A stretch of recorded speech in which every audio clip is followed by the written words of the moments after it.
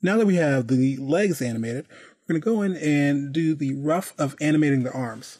Now this is going to be a little easier, but it still has a few tricks that we're going to do. We're going to make sure our animate button is turned on, and we're using our transform tool.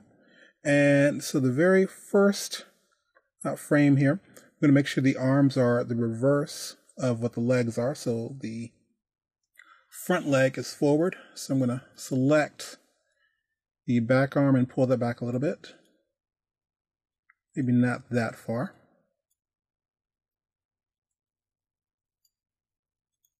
And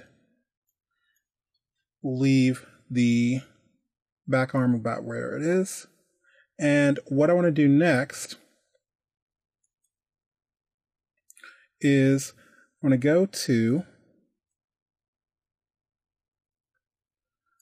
the next frame here, the next keyframe where the legs are reversed. And I'm going to make sure my onion skin, if you notice I'm stretching this out so I can see what's happening in the first frame. And I'm going to move the arms so they're actually doing the reverse here. So I'm going to pull the back arm back so it matches the front arm. Now select front arm and make sure I can see the other arm. I'm going to make sure I turn on the onion skin here. That way I can see everything.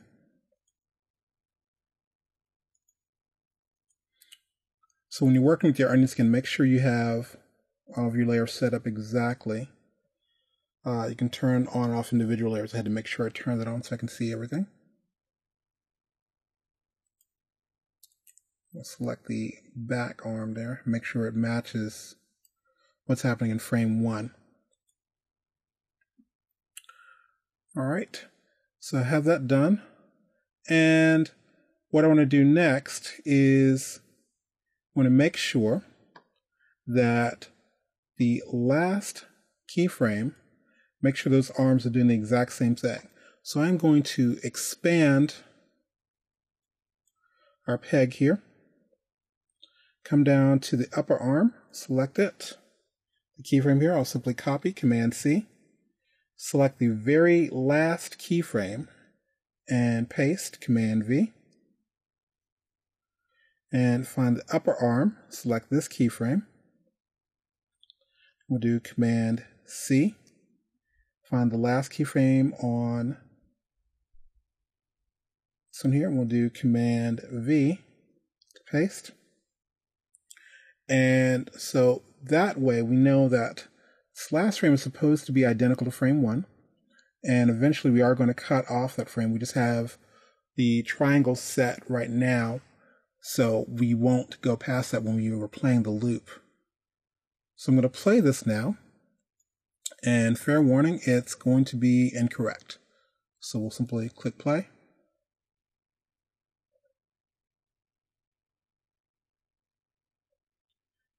Looks like Donnie is having some issues. All right, now I'm going to stop this, and this is what we'll need to do. The problem is we set the keys on frame 1. We also did on frame 12, and we did on frame 24. The problem is there are keyframes, because that's where the peg is set, on frames 6 and frames 18. What we need to do for the arm layers, make sure this is expanded. So for the upper arm and the back, I'm going to get rid of this keyframe. I'll simply do Shift and F6, and then do the same for frame 18. Shift, F6. Now we're not messing with the other keys. I'm going to go to the upper arm and we'll do the same thing. We'll select frame 6, and we'll remove the keyframe, Shift, F6. Select frame 18, Shift, F6. So now I'm going to collapse our peg. Let's turn off our onion skin. We'll pull our timeline down so we can see Donnie a little better, and we'll play.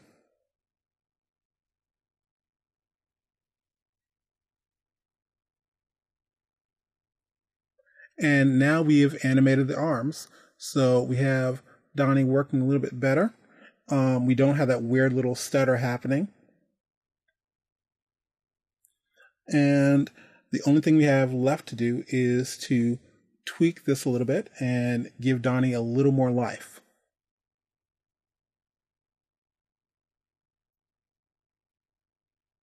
So remember, the important thing we did first is set up the legs, and then we went in and adjusted the keys for our arms.